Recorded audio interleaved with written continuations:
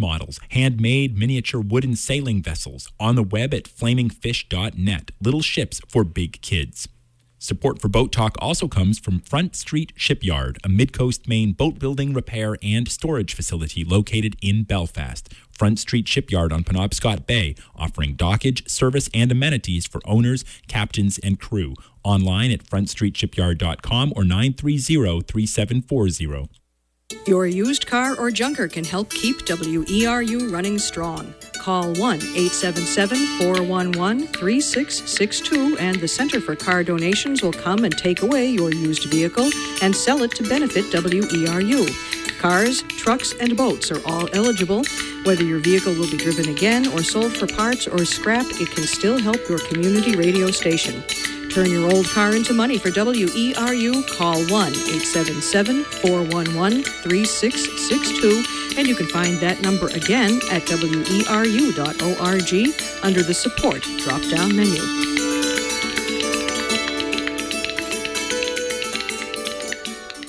Support for WERU comes from Maine Boats, Homes, and Harbors magazine, covering Maine's boats, harbors, arts, and architecture since 1987. Bringing the coast as close as the mailbox. On the web at mainboats.com. You're listening to Community Radio, WERU-FM, 89.9 Blue Hill, 99.9 Bangor, and streaming online everywhere at weru.org. Boat Talk with your hosts Alan Sprague and Mike Joyce is up next.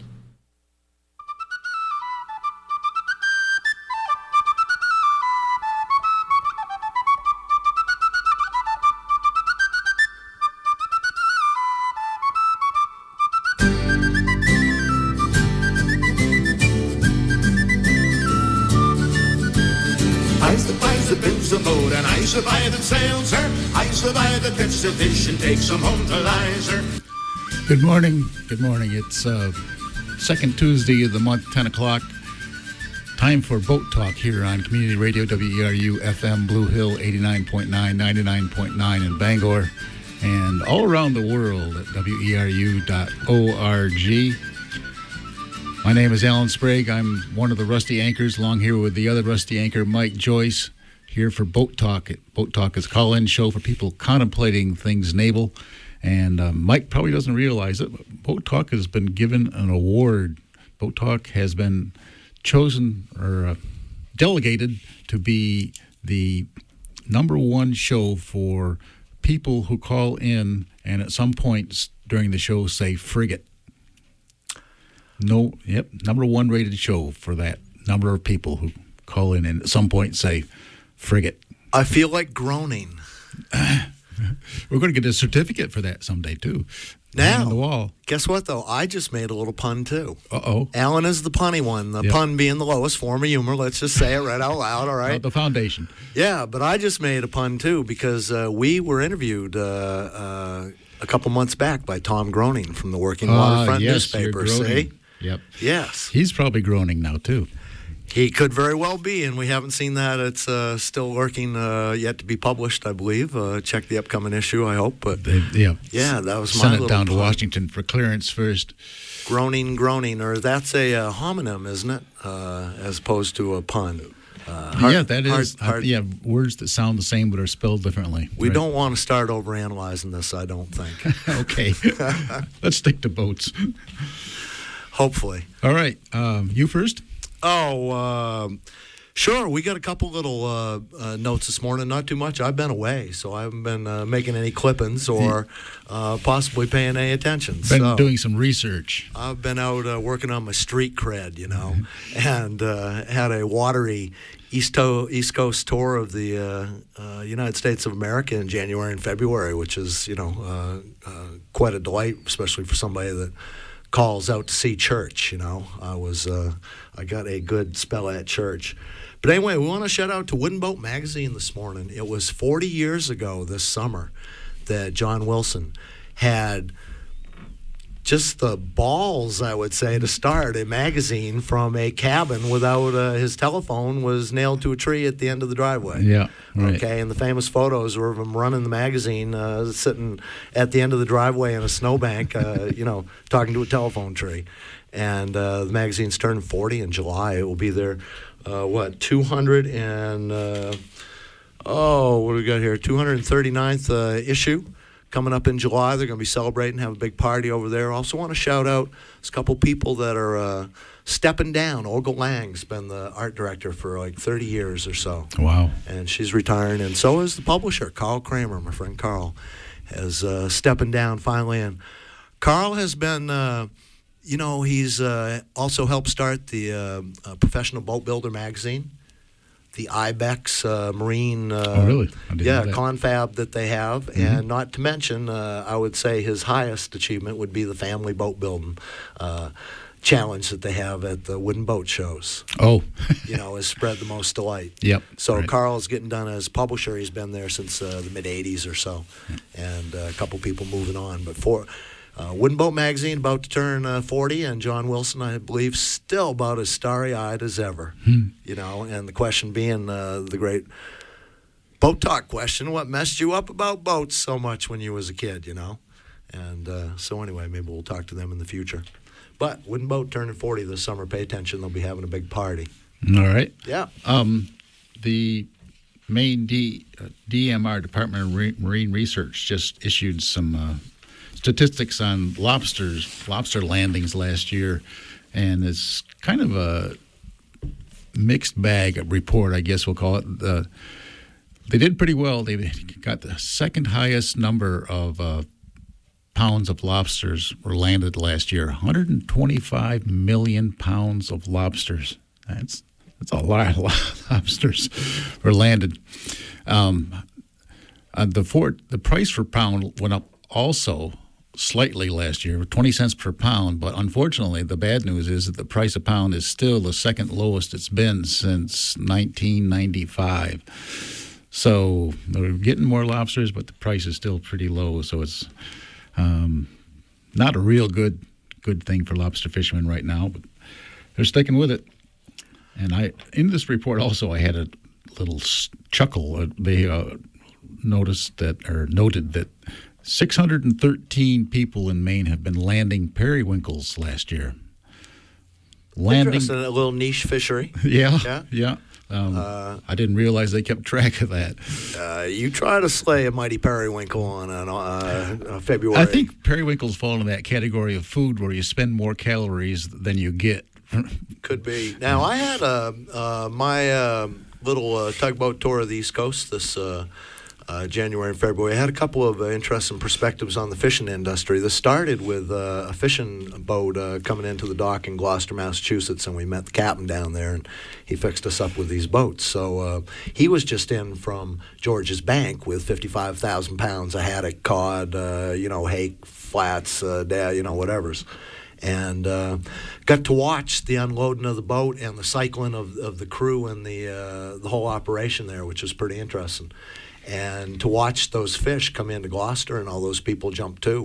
And then to run around downtown Gloucester with Captain Steve and a bunch of dead fish. And walk into different places, restaurants and bars, and walk in like heroes going, hey, guess what that was kind of fun. It was an interesting little view of the fishing industry, though. And then down in Port Canaveral, Florida, got to spend some time on a shrimper down there out of North Carolina. They fished 2 nets off either side of the boat. Mm-hmm. And they were headed down the Florida Keys. They're going to be out there shrimping for a month. Okay. Wow. Yeah, and here's the thing. Sustainability was the big buzzword in all these places. And that's how the Maine lobster industry is trying to brand itself nowadays, sustainable. And will this keep working with a changing ocean? Yeah. Which it is. Just statement of fact, be a global warming denier or anything you want, but statement of fact, the ocean is changing.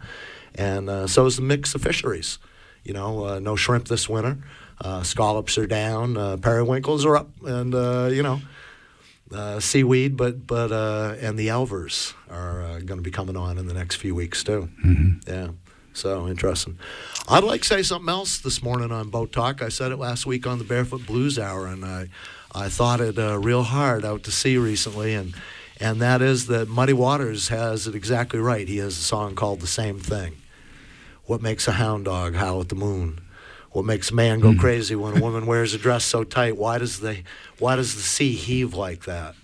And it's all the same thing. And as I got to talk with some other people, I don't think, my current picture is it's not an old white guy with a beard lives on a cloud, okay?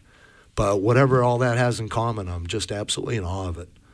You know, all the same thing, the motion of the planet, the motion of the ocean, and just always a privilege to be at sea at sunrise, Yeah. Yeah. You're right. It is. All right, the Maine Boat Builders Show is coming up in a couple of weeks. Actually, I think next week. Yeah, starts on Friday. There's a whole schedule you can get by going to portlandyacht.com. Starts this Friday or the week from Friday, Alan? It says Friday the 14th. This coming Friday. Yep. Okay, very good. Yep, Saturday the 15th. Yep, that would be this weekend. Friday, our friend Rob Benson, who does the table where he puts out all sorts of strange things that he's taken off boats. Mike and I have also seen these strange things that people come up with, little inventions or bad ideas or wrong things to do. We've seen plenty. There's a great table that you ought to check out if you're down there. Go to Rob's show and tell table. Nobody has ever had a bad time at the Maine Boat Builder Show. Oh, it's a great time. And it's, if you can't find anything interesting to look at or anybody to talk to, you ain't quite looking at it right, chummy, okay? Yeah. Somebody good to listen to on Friday also is Harold Burnham. You remember Harold Burnham, the shipwright? Harold Burnham built, helped me with the schooner I delivered this summer out of Gloucester, Massachusetts for the MDI Historical Society. This Lewis Story. Lewis Story, yes. And I believe Lewis Story is being repaired this winter as well. Yeah, I've seen some pictures of it apart. Stem I know right the story out of with that, pardon the pun. Having crossed the Gulf of Maine twice in it last summer, I'm glad to know that it was, Yeah, what was wrong with the stem? The stem is missing right now. So Harold's going to be giving a talk on Friday afternoon down there, and John Johansson is going to be giving a talk that sounds very interesting on Saturday. Later on Saturday afternoon, his talk's entitled "Remarkable Shipwrecks of New England, New York, and the Canadian Maritimes." Harold is reputed to be a bit of a character. He runs his own shipyard down there, and he does a lot of recreation, historical kind of work, and he is a hard-working man who puts his head down and gets stuff done, and I don't believe he suffers foolishness or ideas that he doesn't believe in, all that. You know what I'm saying? I've been told, I haven't met Harold, but I've been urged to talk to him, and I'd recommend. Bad ideas are quickly dismissed. Well, I'd recommend that talk if you're in the range. Maine Boat Builder Show down to Portland Yacht Services down on the... all weekend, basically. Waterfront in Portland, the east end of the waterfront in Portland. Could I say one more thing this morning, Alan? You got, just about right amount of time. Oh, heck, hopefully we'll keep this short. I want to say something about yelling.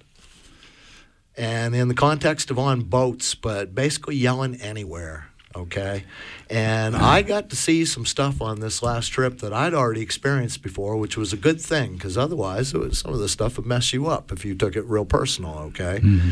And sometimes when somebody is yelling at you, you've got to just look at them and you go, that's not about me, that's their problem, you know? And somebody that yells at everybody is not an effective communicator. No.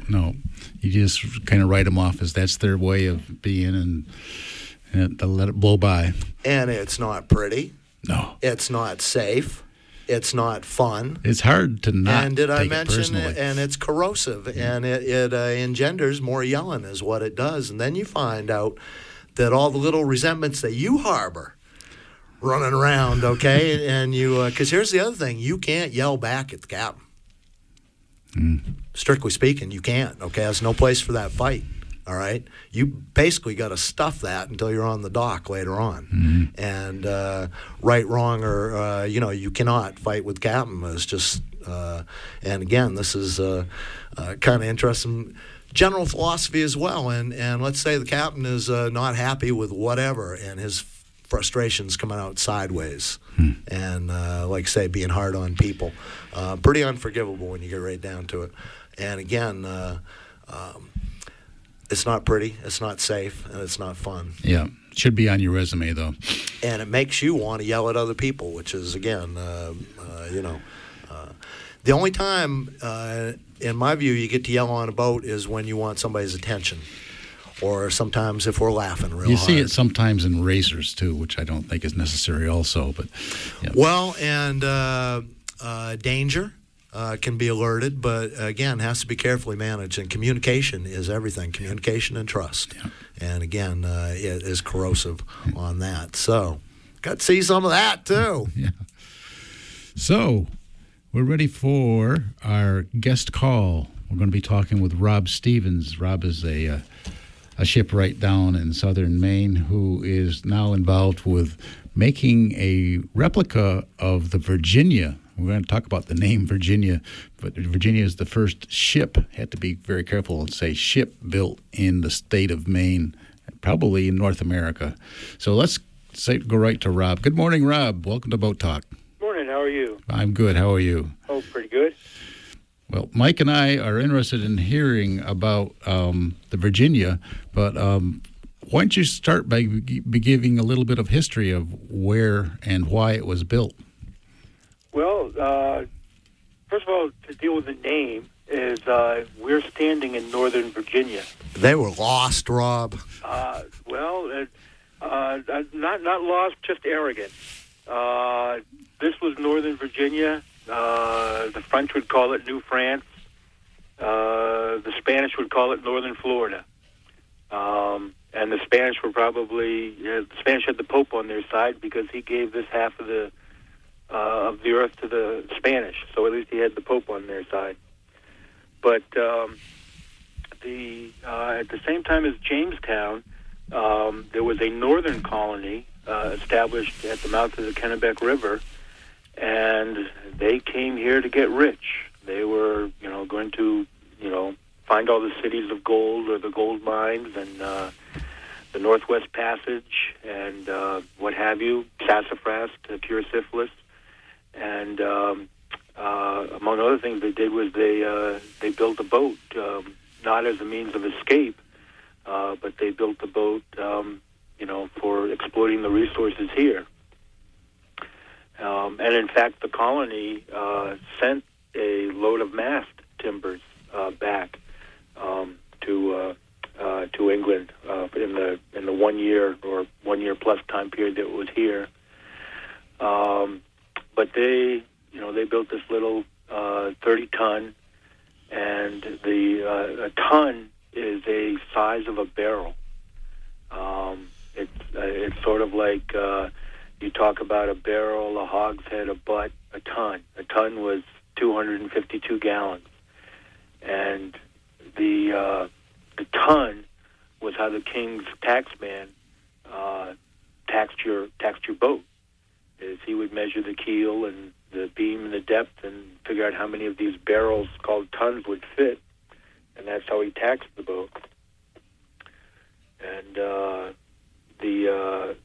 knowing that the boat was a pinnace for us was of not much use because anything from a ship's boat to the Kalmar nickel are pinnaces.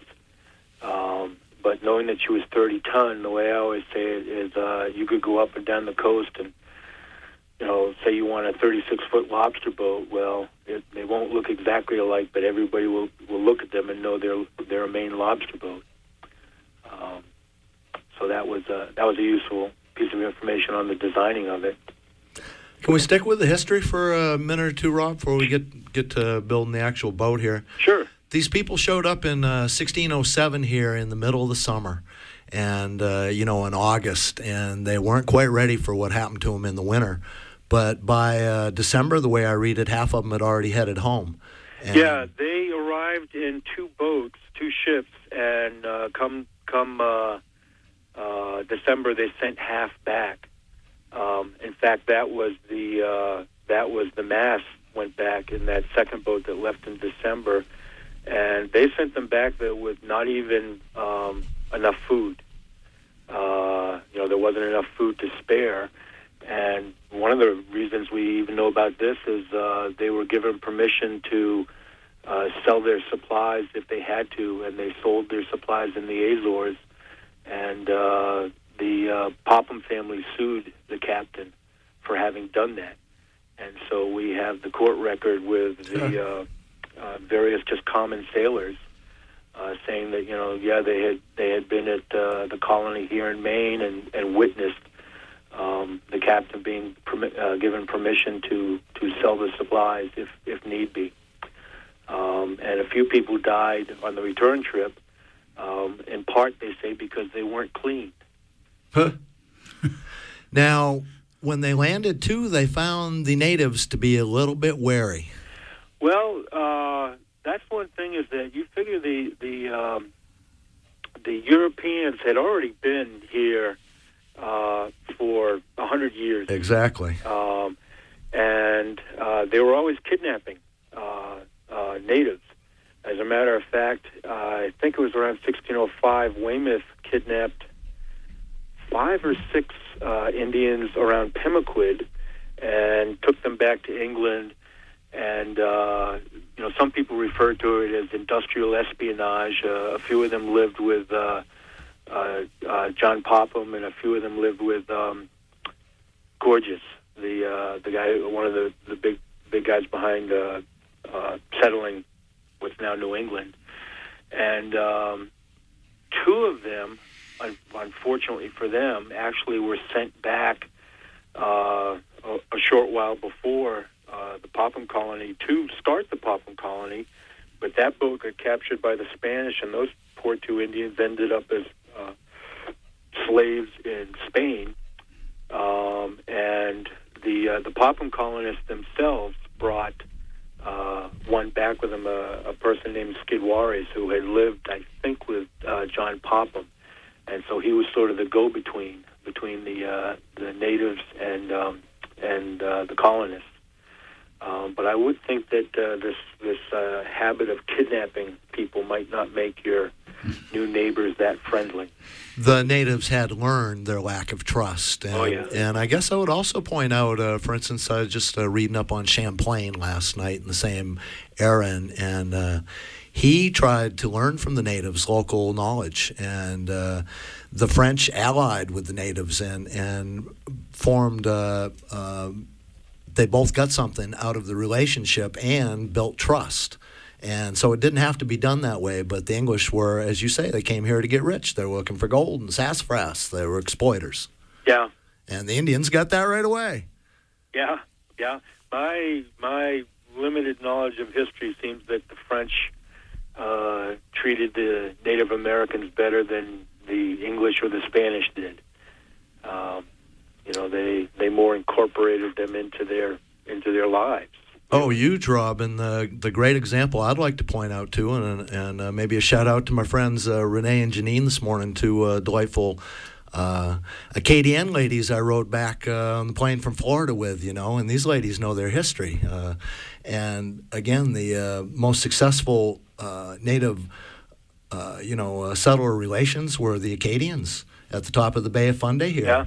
And they didn't compete for diking those salt marshes with the Indians, and they intermarried and they traded. And when the Acadians got dispossessed, a lot of them run away and were sheltered by the natives. Really? Yeah. Yeah, and again, they successfully allied and learned to trust each other, and again, didn't exploit the same things. Yeah. So it could have been can be done a little different. Fascinating is in the journal. That was written by one of the people when they were in the Popham colonies, is when they were approaching Maine, probably off of Nova Scotia, I believe. On 2 separate occasions, they met Biscay shallops, and when the shallops got near, it turned out they were completely crewed by Indians. And one of them, the Indians, spoke some French. But the part I love about it is they're not surprised that these natives are in these European boats, which I figure is one of two things. Either they were aware already that there'd been quite a bit of European contact here, or it could be just that sailors were, from such a small world, they didn't realize that they should be surprised to see Native Americans in Biscay shallops. Cross-pollination, man, and again, Champlain would talk to the natives and was able to form a pretty good idea of the continent of North America from the Great Lakes to the eastern seaboard just by chatting with people about rivers and portages. Yeah. And mountains and stuff. Yeah. And these people got around. They knew their little world, Yeah. And some of them, like the ones that got kidnapped, took some odysseys that are just stunning, and get kidnapped by Weymouth and then end up be able to greet the Pilgrims 15 years later. Yeah. Go, hey, Pilgrims, how's it hanging? Yeah. So anyway, let's get back to Bath and the Virginia. Whose idea to build this boat the second time, Rob? Well, it's like a lot of these projects. Just some local people, just in love with boats, and we definitely, they had a tie here. And, got together, Bud Warren and John Bradford and James Stevens and a number of people were all excited and worked. We were trying to get it done by 2007 for the 400th anniversary, but that just didn't come together. But it's really just a bunch of local people, with not a lot of common sense, deciding, let's build a boat. And that's where it is. I mean, it's all a volunteer organization, which, that's part. One of the things I love about these types of projects is, I love working with the volunteers. I love working with all the people who this boat is so important to them. But it really was just a bunch of local people. I always joke, just for examples, like the Dennis Sullivan out in Milwaukee, as I always said that just a couple of guys sitting around a bar when the Pride of Baltimore sailed through when they decided they needed a boat. Exactly. Yeah. Now, is there any kids or any educational component around this? That's actually a big part of this project. We have a summer program with high school kids and or even, I guess, middle school kids, and they've worked on making some spars. Actually, a few years back with Will West, they built a shallop before we even laid the keel for the Virginia. The kids over the summer built a shallop. That's a boat that would fit on Virginia. I beg your pardon? A boat that Virginia would carry. Yes. Yeah. Exactly. Yeah. It's she's about 18 feet long. Yeah, would scout out, in front and do all the shallow work. Yeah. Exactly. Yeah.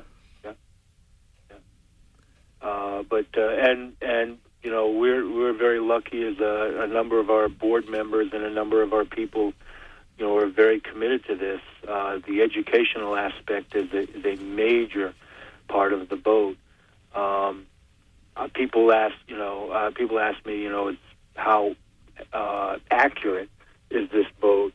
And we try as much as we can to make it accurate. But and I say we're probably a scooch wider than the original because we want to be able to carry a full classroom on the boat.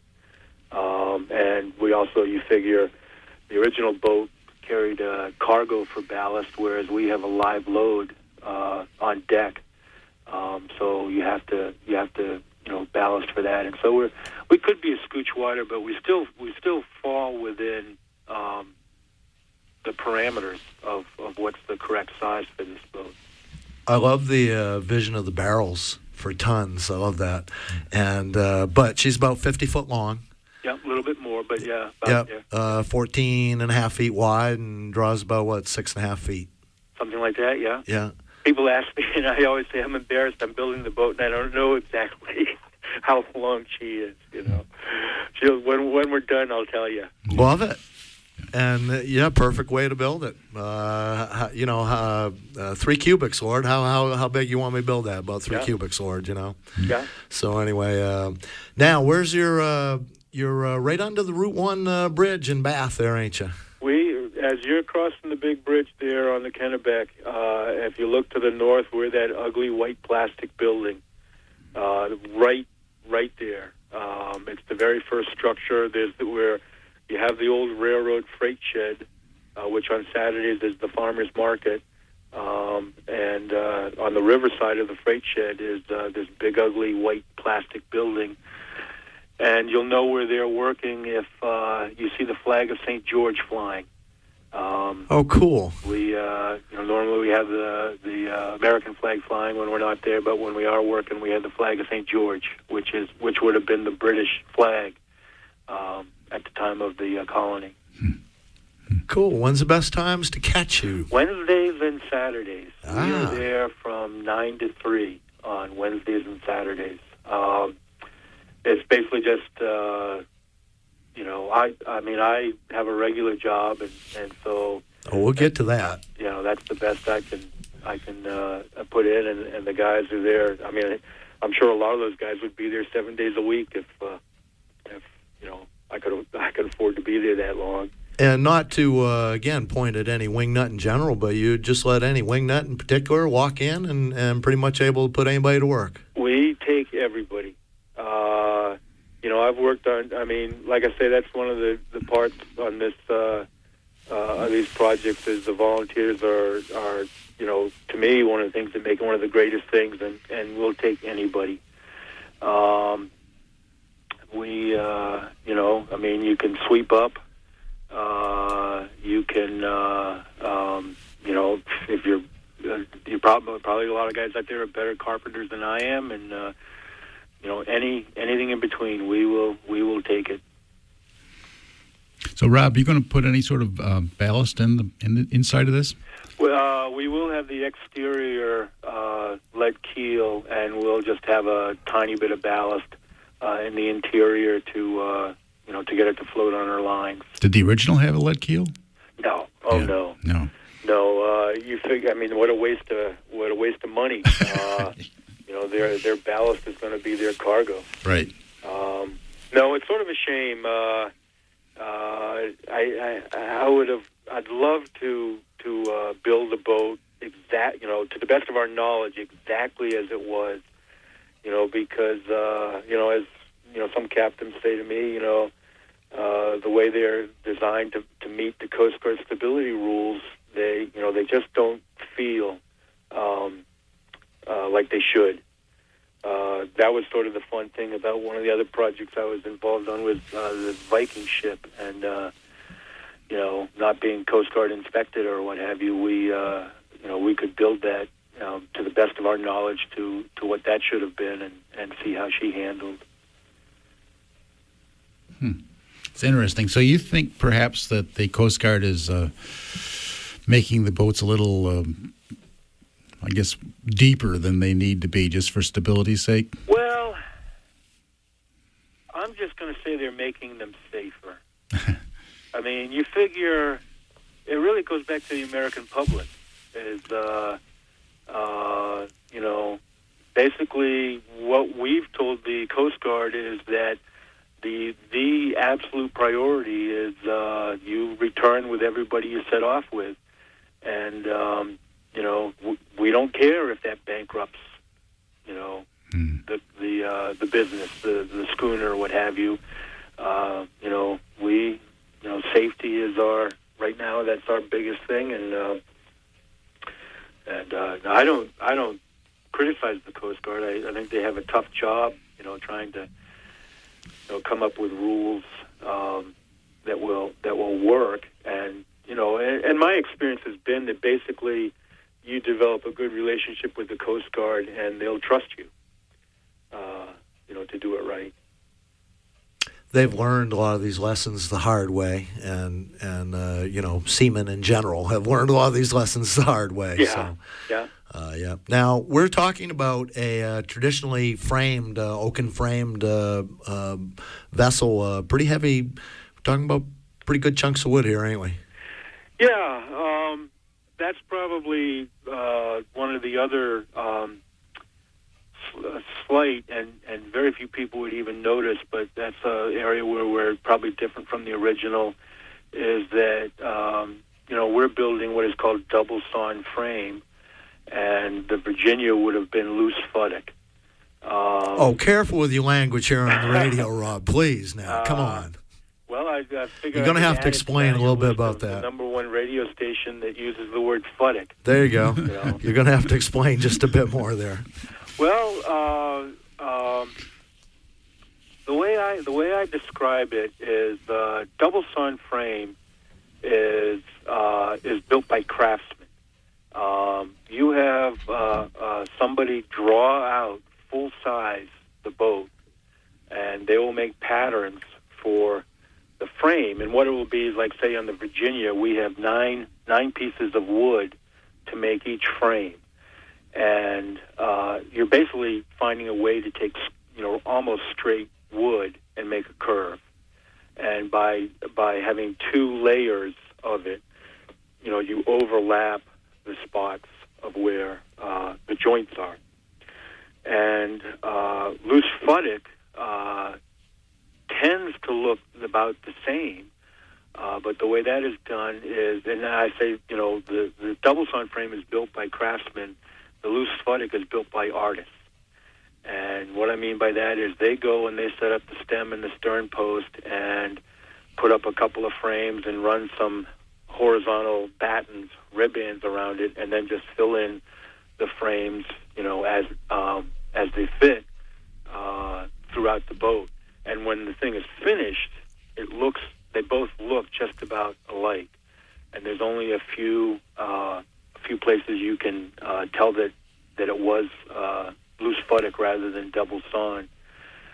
We were doing some work on the Western Union down in Key West a few years ago, and only because I was rebuilding the transom area that I realized that she was built loose futtock. In 1939 in Key West, she was built loose futtock.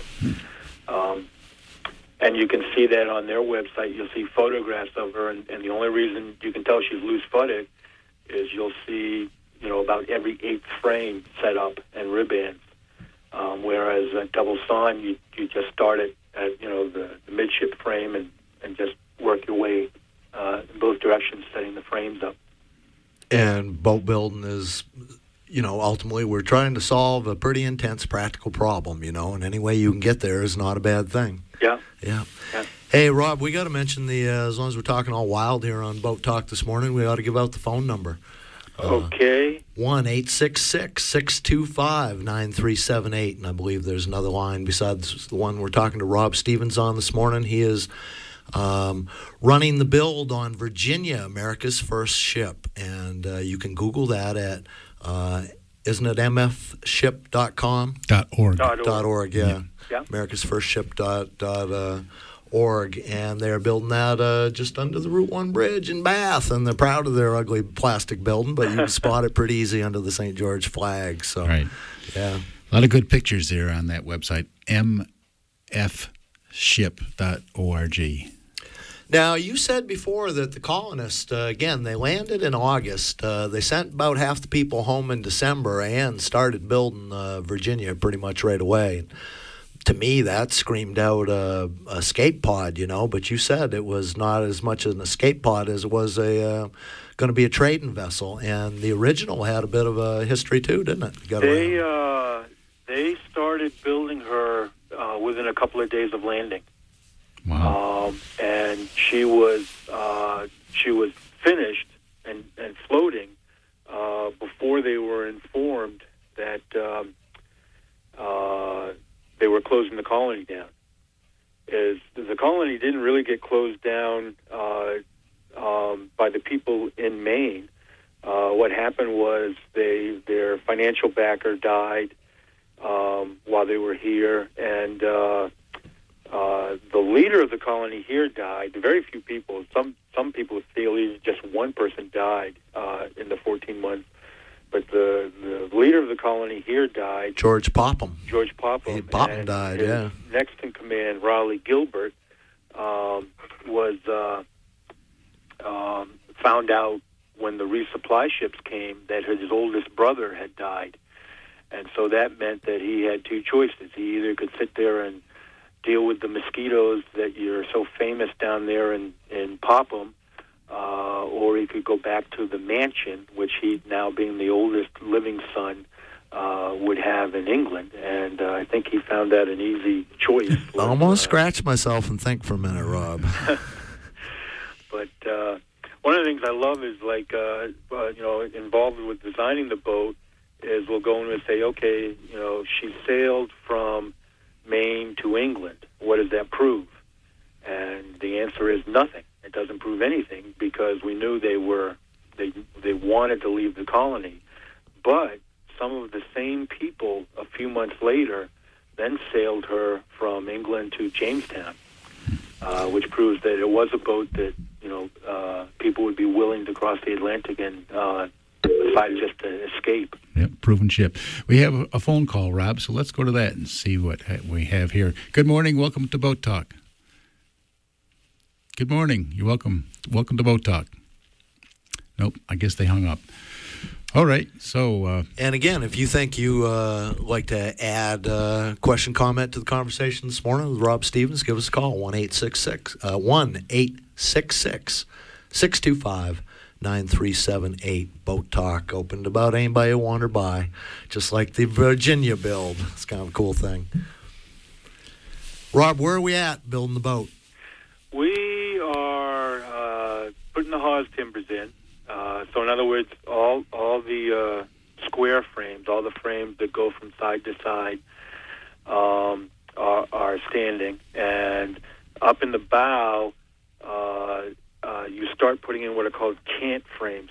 And what they are is, instead of going at 90 degrees to the keel, they start following the shape of the bow like a fan. And the advantage of that is that you can use smaller pieces of wood.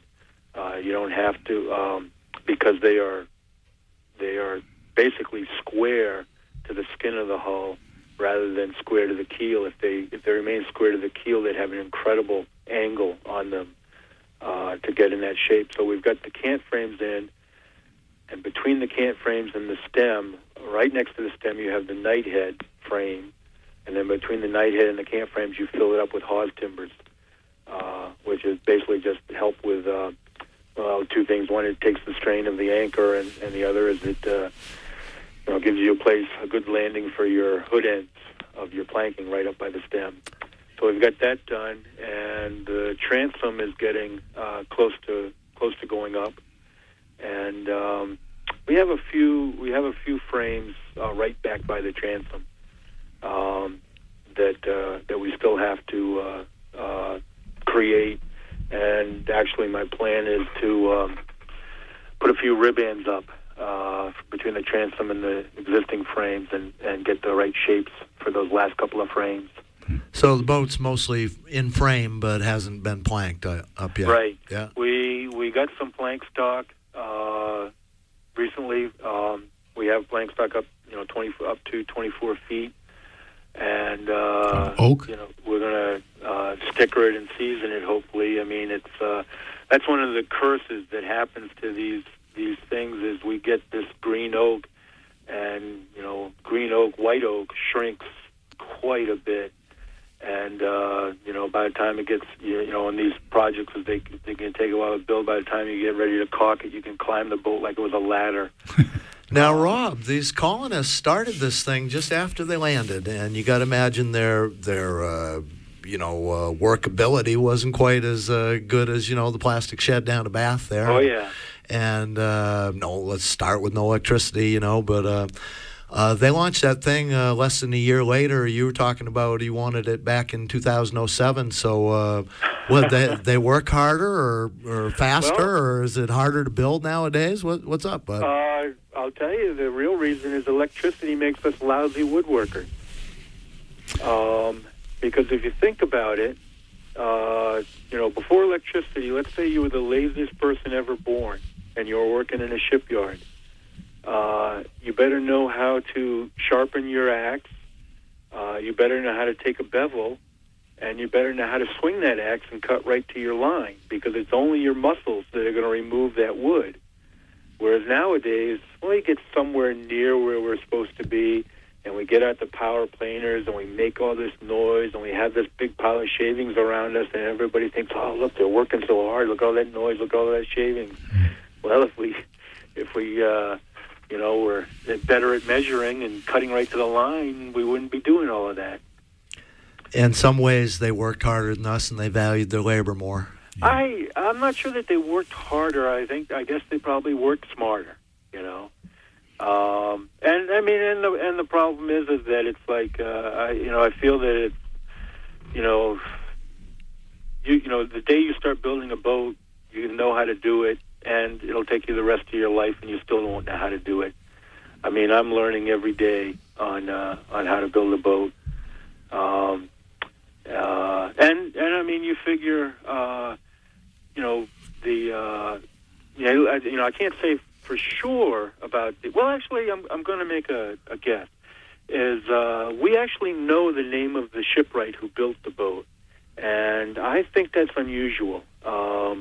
That name, they bothered to record the name of the shipwright. And so the feeling is, and also the fact that, the journal says that within days of landing, they started building a pinnace, makes you think that they went over planning to build the boat. And they must have known, definitely that the wood was there. And so maybe they sent a number of shipwrights over.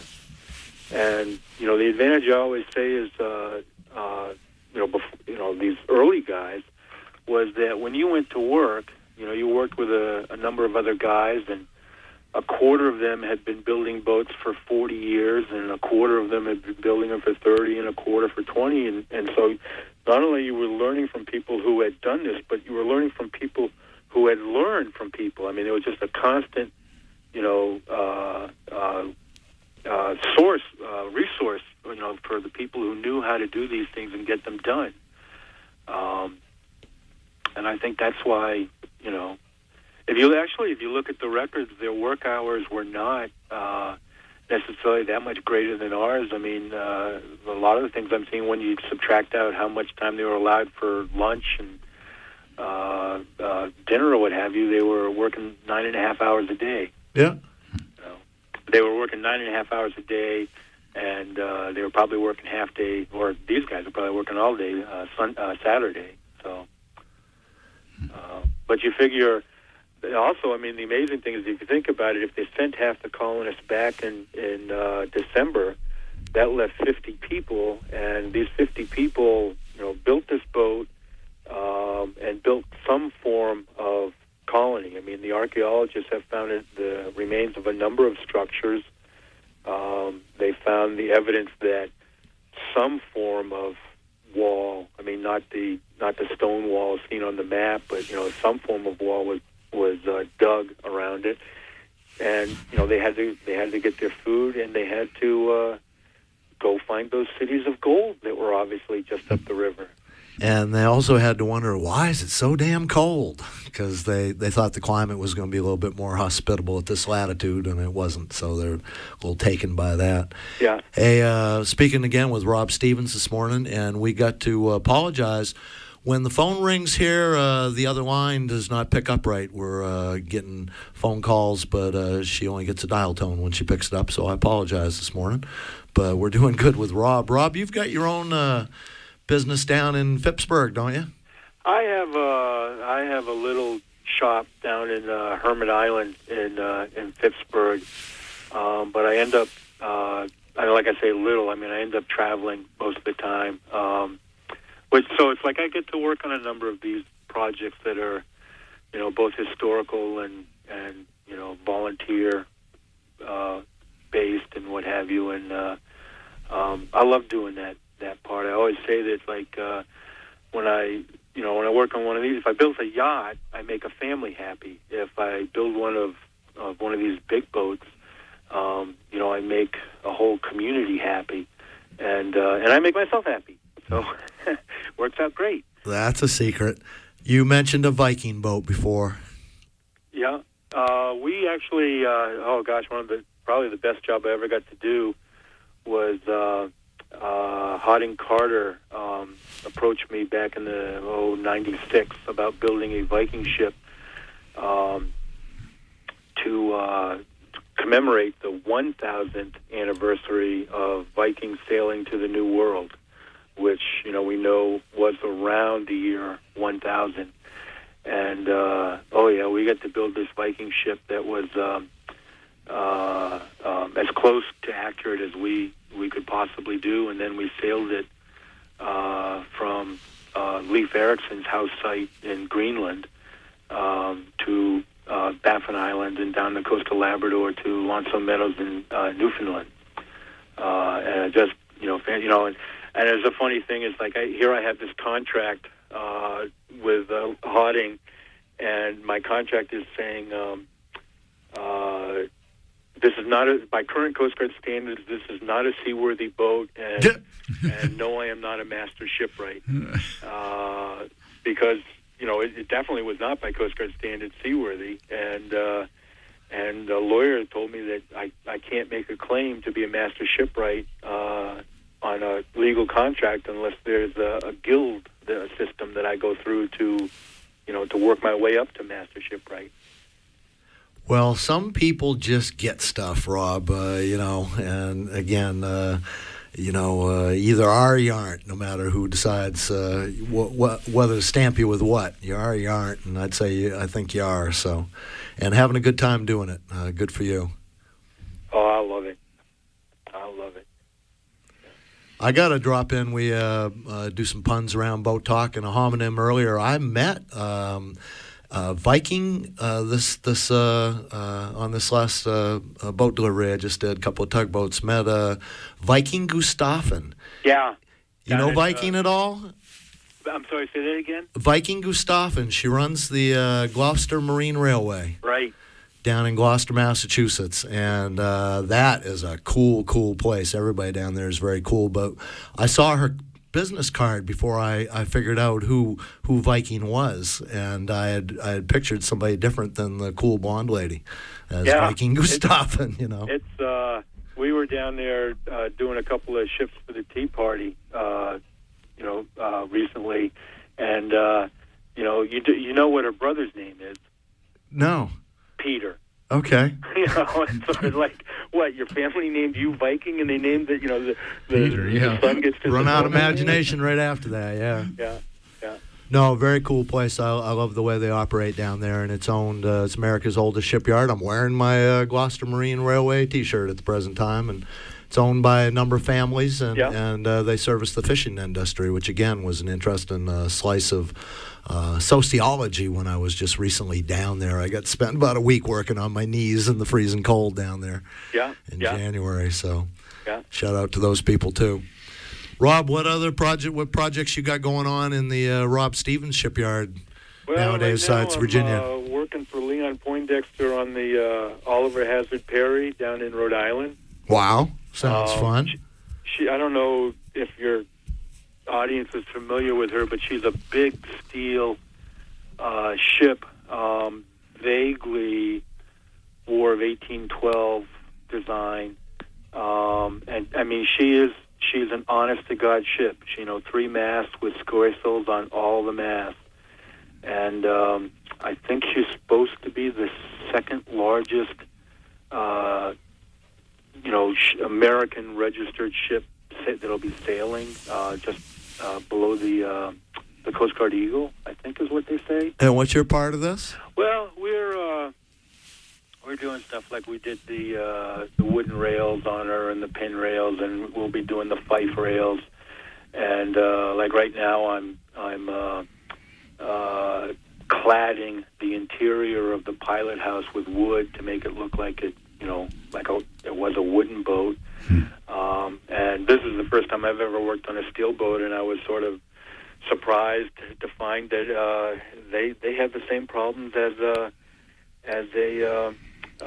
wooden ship. Yeah. When the Coast Guard comes, the Coast Guard wants to be able to inspect the inside of the hull. Yeah.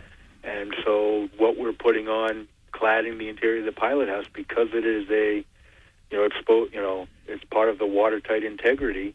It has to be removable, so they can, if they ask, they can check the welds and the plates and what have you. That's all right. And then the most of the spars, except for the 3 lowers and the bowsprit itself, are going to be wood. Rob, those are being made out on the West Coast. I want to say the Grays Harbor guys, I think, are the ones doing it. But we'll be working with the riggers, cutting shivs and making octagons in the center of the yards and making the fighting tops and what have you. Rob, on the boat. we have a phone call, so let's try to squeeze that in right here before the end. See if we can make it work. Good morning. Welcome to Boat Talk. Hi there. Good morning. Great show. I just wanted to make the announcement also that Belfast took the traditionally built Malcolm G down to the Hull Life Station snow row last weekend and had a great time, and we won our division. The rowing gig. The rowing gigs. Yes. The Cornish pilot gig. One again, I should say. Yeah. Yes. Well, congratulations to you. Yeah. And if people haven't been down to Belfast to see the Malcolm G, she's our newest of the 3 boats, and she is a beautiful boat. And apparently fast, too. Yeah. Some more traditional boating. This is come boating right in Belfast. Correct. Well, good, and more power to you. Thank you. Yeah. All right. Let's back to Rob. Well, Rob, you can see what happens on Boat Talk, and you never know what's going to be happening next, but that's what makes it so great. Well, because you have so little time left, I'm going to tell you this story, and you won't be able to ask me what I mean, but I used to go to the snow row back the first years, and I'm going to take credit for having beaten Crusher Casey in the snow row. All right. And you obviously know who Crusher Casey is. No, you talk all trash you want right here, but with a name like Crusher that. Casey was was a boxer. He fought the United Kingdom's champion to a draw. He was also a rower, and by himself he beat the Nova Scotian team in just a borrowed old leaky dory in Boston. And he was famous for boxing, famous for rowing, and I beat him. My team beat him. There you go. From the apprentice shop, and I don't care that he was 82 years old when I beat him. And I don't care that he was recovering from a gunshot wound when I beat him. The apprentice shop team beat Crusher Casey. I'm with you on that. Yeah. Congratulations. Christ, I bragged that up pretty good myself. No, it wasn't you that shot him, was it? I didn't shoot him, but the damnedest thing was 10 years later, my sister marries a guy 600 miles away, and it turns out to be a nephew of Crusher Casey. Huh. All connected. Yeah. Yeah. We are running into the corner of Boat Talk this morning. We want to thank Amy Browne for engineering, and we had some phone difficulties, but it's all turned out fairly well. Talking to Rob Stevens this morning. Again, they're recreating America's first built ship, Virginia, the Popham colonists built down in the winter of 1607. And, kind of a hard time they were having back then. And you can join this project. Give contacts again, if you would, please, Rob. You can find us on the internet at mfship.org,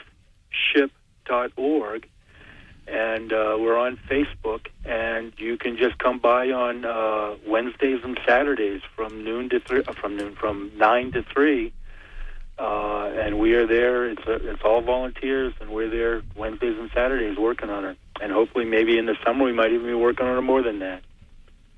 Too cool. Very good, Rob. Been good talking to you.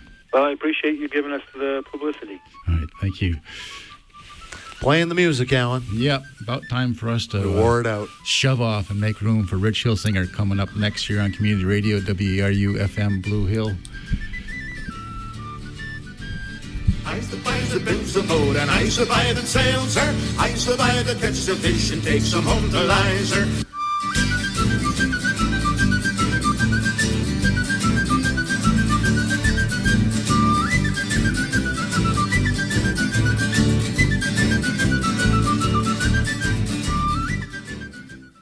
Support for WERU